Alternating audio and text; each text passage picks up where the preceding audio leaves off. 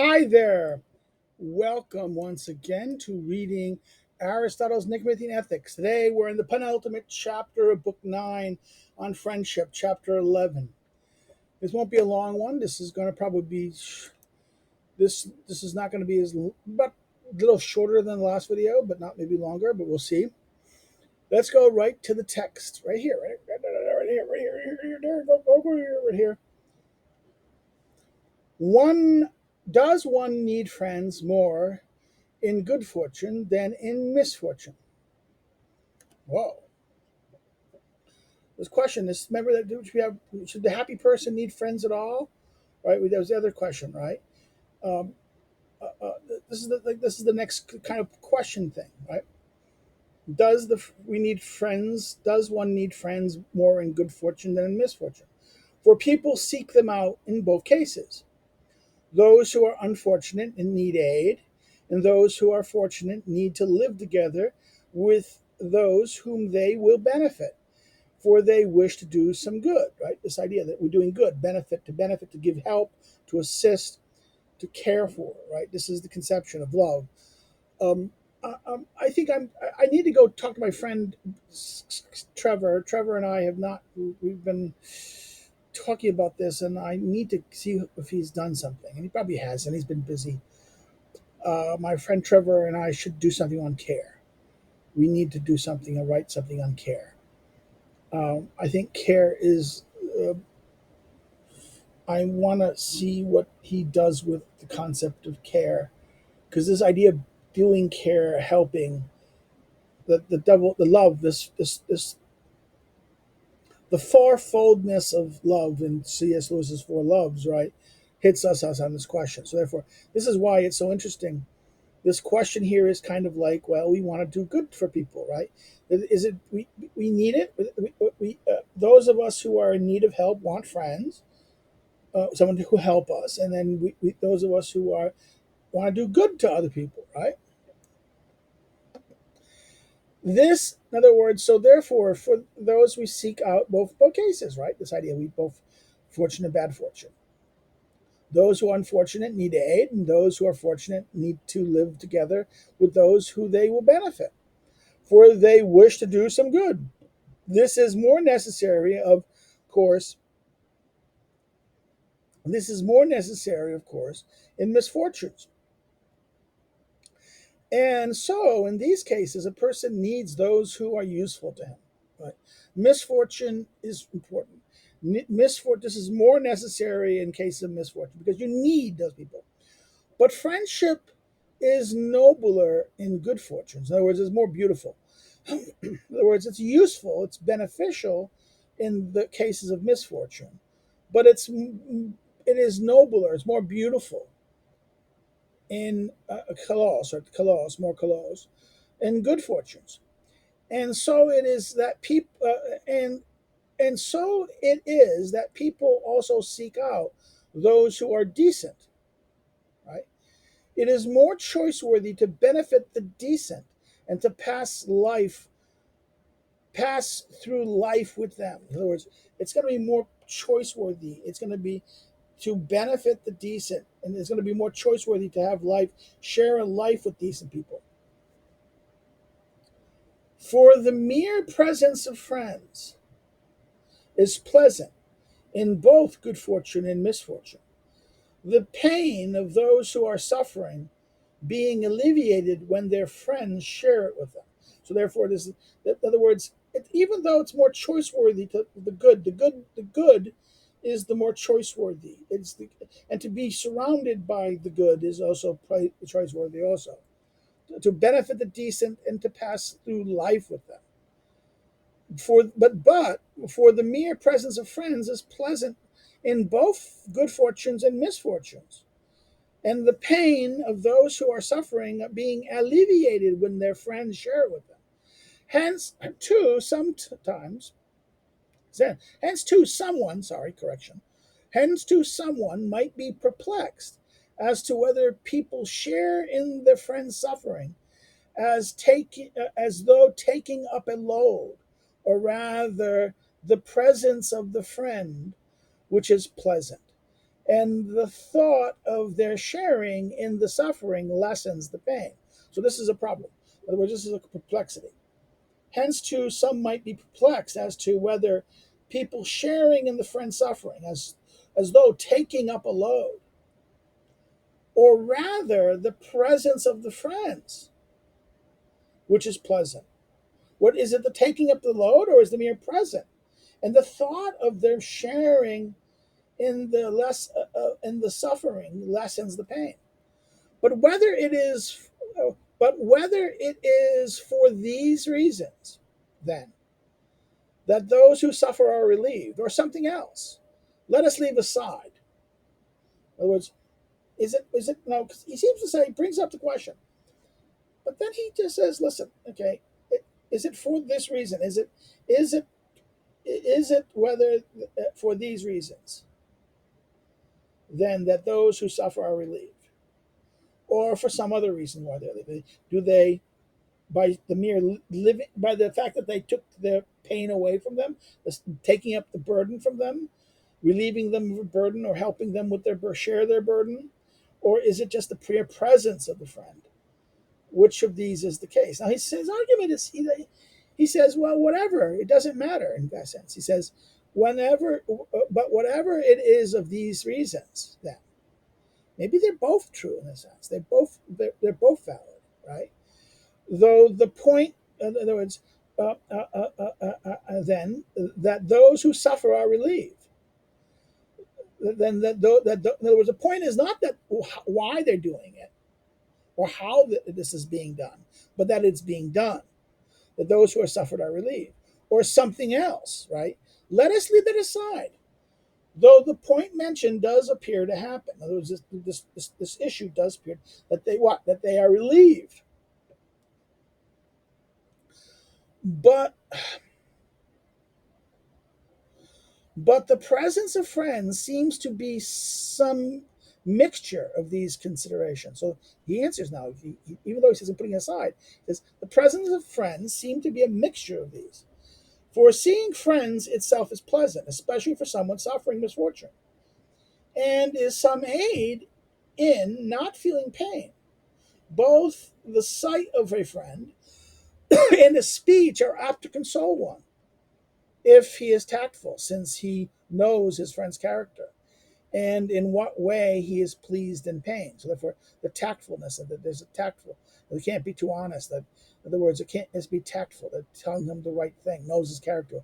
What it will since he knows his friend's character, in which ways he will be pleased in pain. So he will say something that we will please him and not pain him. Right? That's the goal.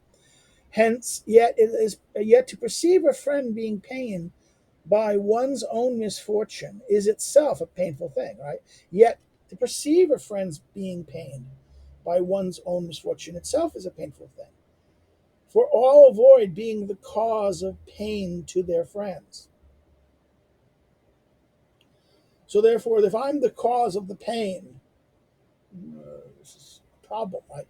Yet to perceive a friend's being pained by one's own misfortune, my misfortune, causes you misfortune. That's a painful thing. For all avoid being the cause of pains to their friends. Hence, those who are manly by nature, no spirit, manly spirit, manly, courageous, like very much a man of nature. Those who are manly by nature are cautious of making friends share their grief, and unless such a person is excessively in other words, and unless that person is excessively insensitive to pain, he does not tolerate becoming a source of pain to them. On, on the whole, he does not allow them to mourn him, since he himself is not given to lamenting. Right? This is this we have confronted with this. Unless a person is excessively insensitive to pain. Now, this is in reading and translating this phrase has occasioned much dispute among commentators. Right? We adopt the suggestion of Stewart that Aristotle here refers to potential the callous side of the manly nature. There's manly nature, this is the callous side. But others suggest include those of Burnett, even if he is not exceptionally resistant to pain. And grant, unless there be a great balance of relief. Gautier and Joliffe accept the amendment, which would produce the translation, unless he does not exceed in misfortune, right? So therefore, this is a whole problem. This becomes this passage here. Hence, those who are manly by nature are cautious in making friends, share their grief, unless such a person is excessively insensitive to pain. Because why? He does not tolerate becoming the source of pain to them. So there's, in other words, but then what is this? This is if he's not exceptionally resistant to pain. This is how Burnett translates it, right? This is a different translation. Stewart does it this way. They agree with Stewart, the idea that this is the callous side of the manly nature. But then Burnett argues if he's not exceptionally resistant, or unless there be unless there be a great a balance of relief, right? Or then Gautier admission is that unless he does not exceed misfortune, right? This idea of this is how they are. Then he says what does not allow him to mourn him, since he himself is not given to lamentations. But women and men of such sort delight in laments. They love their friends as friends who share in their suffering. But it is clear that one ought to imitate the better person in everything, right? So therefore, there's like the manly man is not going to want to do it. This manly nature is going to kind of resist forcing the friend to share the pain and not want them to do this. But the womanly nature that's like to delight in the lamentations, right? The woman and men of this sort, the womanly, or less men, of this character, delight in their suffering. But it is clear that one ought to imitate the better person in everything. The better person. Who is the better person here? That's the question. Is it what is better? It depends on the certain nature of the character. It depends on the question of their character and what is fitting in that sense. Maybe the question may be, is it better to suffer the isolation? And maybe you're denying, in other words, the friend, this idea, I don't want to make them suffer with me, but maybe their friend, by doing that, is able to engage in something noble and beautiful. In other words, that's the problem of this thing. That's what is the beautiful, what's the noble here. But the presence of friend and good fortune involves both pleasant conduct, both the pleasant conduct of one's life, and the thought that they are pleased by the good things that are one's own. So therefore, in other words, the presence of good fortune involves both pleasant conduct in one's life and the thought that they're pleased by the good things that are one's own. Hence, it would seem that a person ought to eagerly to invite friends to share in good fortune. For it is a beautiful thing, a noble thing, to be the benefit, to be beneficent, to be good. It is a noble thing. It's a beautiful thing, thing, to be beneficent, to be good, deliver, to be good, to give good things, right? But to hesitate to invite him to share misfortunes, since one ought to share the bad things as little as possible. So therefore, you shouldn't be overly, you should be quite willing, reasonable to give him the good things, but to share the bad things is a little more restrained to this, right? In other words, but hesitate to invite them to share his misfortunes, since one ought to share the bad things as little as possible. Hence the saying, that I suffer misfortune enough, right? This is 33. The source of the saying is unknown. I suffer misfortune enough. But a person must summon friends, especially when they will be put, in other words, but a person must summon friends, especially whenever they will be put to little trouble, and yet will greatly benefit him. In other words, you're going to benefit them. There'll be little trouble, make little trouble to them, and that yet they will benefit him. Conversely, it is perhaps fitting to go to a friend without having been summoned. In other words, if you know that the person is suffering, don't make him ask you, go there. Conversely, it's fitting to go to a friend without having to be summoned. and indeed to go eagerly to those who are unfortunate.